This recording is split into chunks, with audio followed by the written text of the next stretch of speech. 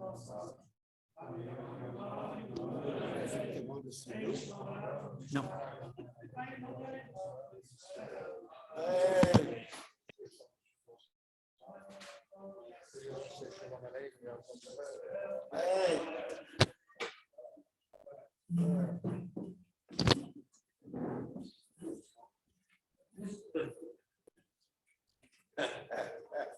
Go back. That's right. You gotta get real.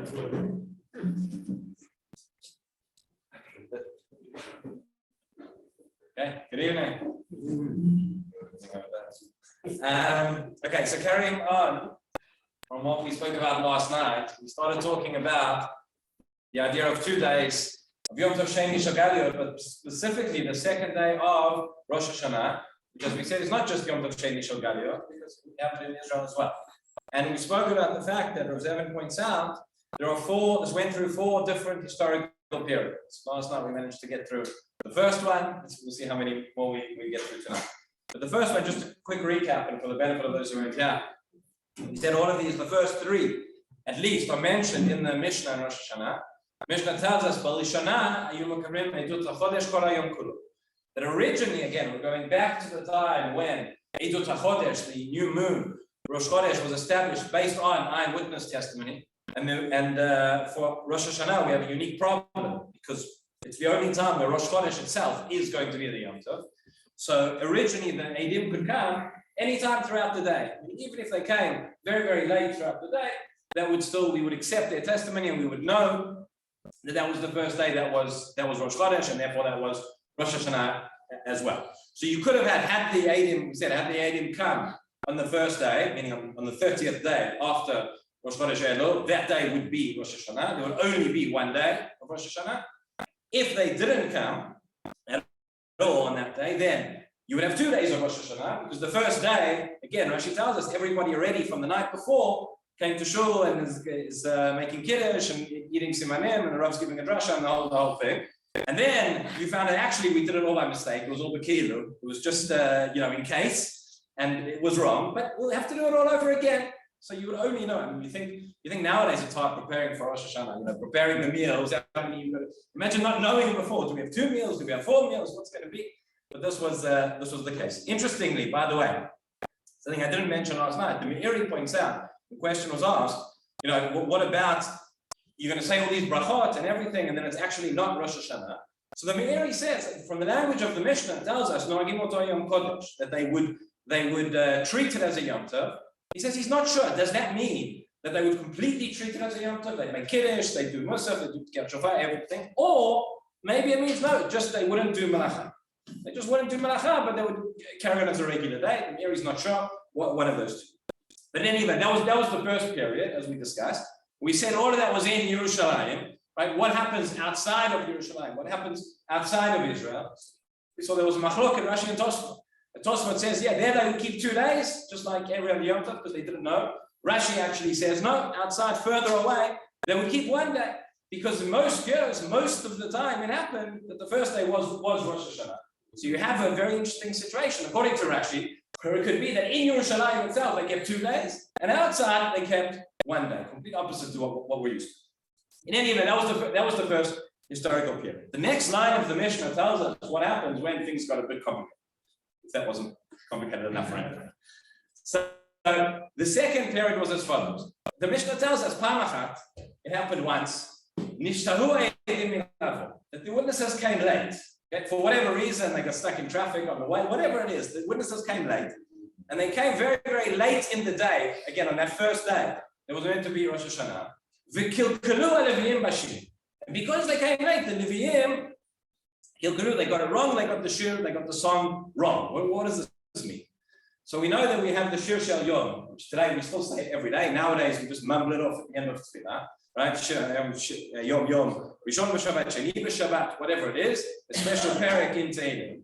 But the Leviim would, called Shir Shel Yom, they would sing it. They would sing a very, very beautiful song, and they would sing the song when they brought the Korban Tamid. We know we have the Korban Tamid, which is brought twice a day, every day, as its name implies. You have the Tamid Shel Boker, Tamid Shel Ben Arbayim. So you have the Tamid in the morning, and you have the Tamid later on in the afternoon. And that is the last korban that's brought that closes off the day's service in the Beit HaMikdash. And so they had a question: which song would they sing when they brought the korban tamid? Was it the ordinary Shir Shel Yom of Tuesday, Wednesday, Thursday, whatever it is, or is it the Shir Shel Yom of Rosh Hashanah, of Rosh Chodesh? And so they were waiting till late in the day for the witnesses to come. The witnesses didn't come. They said, okay, it's getting late. It's time to bring the korban. They brought the korban and they did the Shir Shel Yom of Yom Chol. Well, actually, it's different. Two opinions in the Gemara. Maybe it means they didn't do the song at all, or maybe they did the wrong one. But either way, they didn't do the right one. And they brought that. And then the witnesses came and said, oh, we've seen the moon. Today's actually Rosh Chodesh, Rosh Hashanah. And they said, you couldn't have come a little bit earlier? You couldn't have come before we brought the korban? And because that happened, Chazal made a decree, the rabbis made a gzera, that from now on, they said, we are going to accept the witnesses only until Mincha time. If they come late in the day, like happened this year, there's a cutoff point. So even if they come after that point, it doesn't matter. We don't accept their testimony. We're still going to have the next day as Rosh Hashanah, and the Mishnah tells us, Noagim oto Yom Kodesh, Olam Achar Kodesh. That today is going to be a Yom Tov and tomorrow is going to be a Yom Tov. Before we get into this a little bit more, it's all a little bit strange. It's like, all the things that could have gone wrong, all the things that we're worried about. So you might say, okay, we're worried about the things in the Beit HaMikdash. But hang on a second. We know the only difference between an ordinary Yom Chol, an ordinary weekday, and Rosh Hashanah is that they sing a different song. What about the korbanot? Right? There's a korban that's missing, the korban musaf. They're going to bring, and the halacha is that you have to bring the korban musaf before you bring the tamid. So the Rambam, when he brings Tosfot asks this question, a lot of them are fashion ask this question. The Rambam actually, when he brings this Gemara, he changes from the answer which is given in the Gemara. The Gemara says, the Mishnah, as I mentioned, says that the reason they made this decree was because what happened once, the witnesses came late and the Leviim got the Shiur wrong. The Rambam writes, it happened once that the witnesses came late and there was a kilkul with the korban musaf. Right? That's not what it says in the Gemara, but that's what the Rambam writes. And seemingly that's a more severe problem. I had a look yesterday in the Tifta. The Gemara gives about 17 different answers as to this question. Why is the Gemara? I'm not going to bore you with all 17, but 17 different answers to this question. Why the Gemara mentions the Shir Shel Yom and not the korban? Just mention one is that it might be that there's actually not a difference. The Shir Shel Yom is associated with the korban tamid. Okay, and the Mishnah is trying to teach us that there was a problem that happened, something went wrong with the korban tamid, which you bring every day. What was that? They did the wrong shit. Therefore, they didn't bring the musaf either. Seemingly, that's how the Rambam would learn it, and that's how he understands the Gemara, and that's why he changes the language. But this is what went wrong. Okay, so the question now is, so we have the scenario as follows. Okay, the night before, as we've said, everybody comes to shul and they go home, they make kiddush, they have the simanim, they have the whole thing, because it might be Rosh Hashanah. The next morning, we come back to shul, we kettle, shofar, whatever, the whole thing, because it still might be Rosh Hashanah. You go home, it gets to Mincha time, and the witnesses haven't come. Okay, so we know, okay, the witnesses haven't come by Mincha time. We're talking about Mincha Tana, not Mincha Tana. But there's now a decree that even if the witnesses are going to come later on, it's too late. Today is not actually Rosh Hashanah. This is what is established because that they don't get it wrong. The Leviim can do whatever they want with the korban. Today's ordinary day. Tomorrow will be Rosh Hashanah. Okay. What happens now for the next couple of hours until that night? Can everybody go home and get in their cars? And is it an ordinary weekday? So the answer is no. Even though that's what the Mishnah says, even though Chazal said from now on, you have to, even if the witnesses will come, we're establishing that tomorrow will be Rosh Hashanah. Nonetheless, you can't do any malacha now, you still have to treat the state cards. Why? Rashi says, so that people are going to say, if we're now going to say that from the time of Mincha, but we know that tomorrow, now we know for sure, tomorrow has to be Rosh Hashanah. But you're going to say, okay, it was all just, by mistake, by suffering, you can go home and do your malacha. What's going to happen next year? People are going to say, okay, we're going to go into shul now tonight and case at Maariv Shiur Sept, and then tomorrow the rabbis are going to tell us we just had to take the day of work for nothing. No way, we're not going to do it. We're not going to do it. So in order that you wouldn't have that people wouldn't come to treat it disparagingly, you still have to treat the rest of the day as if it's Yom Tov, even though you know it's not Yom Tov. Okay? Until this. That's how Rashi explains. The Ritva, to give a slightly different explanation, he says at the end of the day, you started off treating this day as Yom Tov. And who decides which day is going to be Rosh Chodesh? Who decides which day is going to be Yom Tov or not? The Chachamim decide, the Beit Din decide. Right? Even if the Beit Din makes a mistake, but if they declare that day Rosh Chodesh, that's going to be the day. So because it had the power, because it had the potential, he says it still has to, and it still has to stay that way. But so that's how it is. So this is period number 2, where the difference is that even if the witnesses, once we get to Mincha time, that's it, that's the cutoff. We're no longer waiting for the witnesses, whether they come, whether they don't come, 2 days of Rosh Hashanah.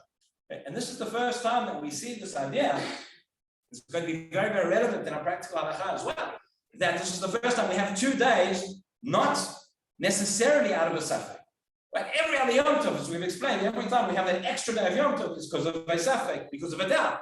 Because we don't know, it was the first day of Rosh Chodesh, it was the second day of Rosh Chodesh, the message didn't arrive in time, whatever it is. Now we're saying, even if the witnesses come, and even if they tell us they saw the witness, and there is no doubt at all, no doubt whatsoever, nonetheless, we've made a decree in order to prevent these mistakes from happening again, that the next day will be Yom Tov, the next day will be considered Rosh Chodesh again. So this is the first time we have this idea of the second day, not just because of Safek. We'll see how that translates into halacha as well. So is the Yom Maariv for the third day?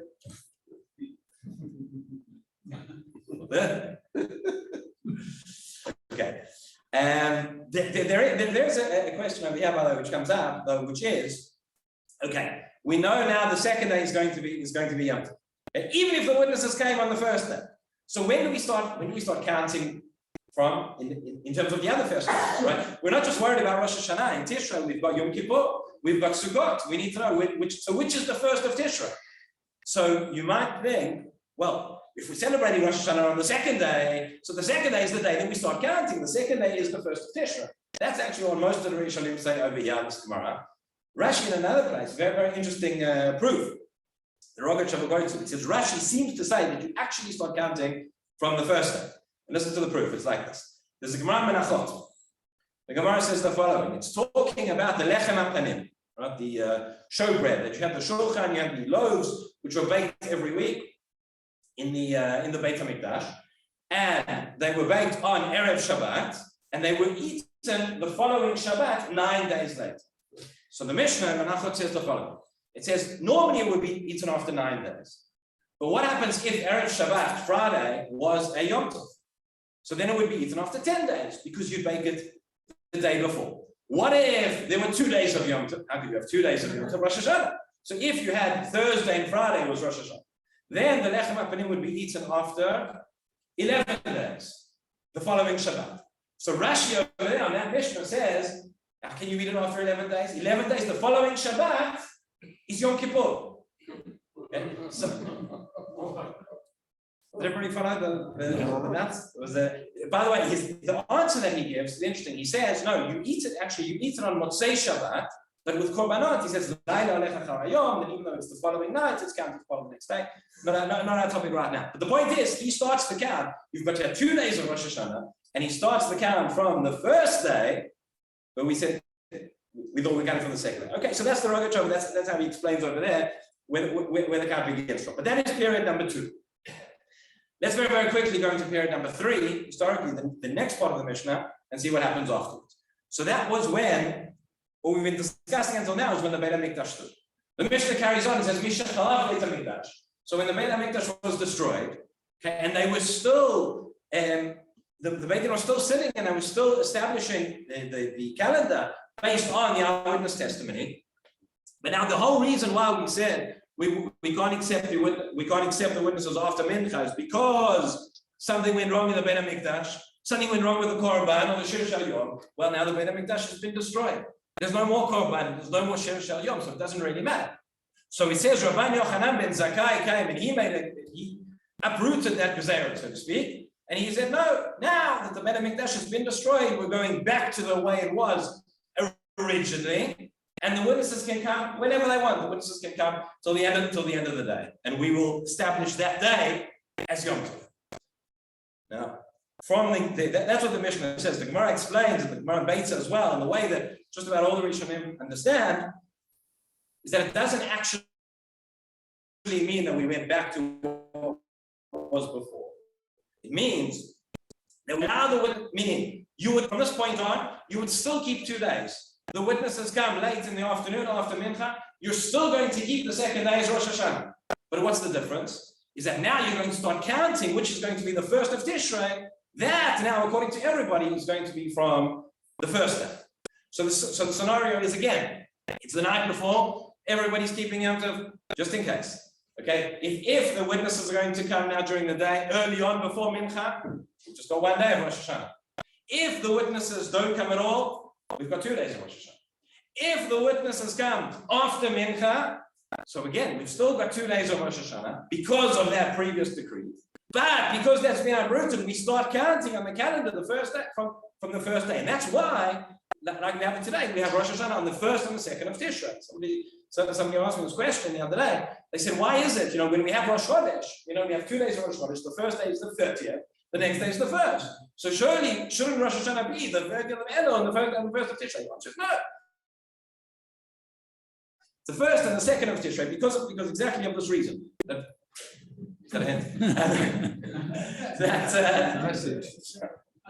the first day, even when we know that the first day was actually Rosh Chodesh, but because of everything that we've explained, we're going to start counting from that day, but the second day is going to be Rosh Hashanah as well. Rabbi Wein MIncha Maariv Shiur Sept.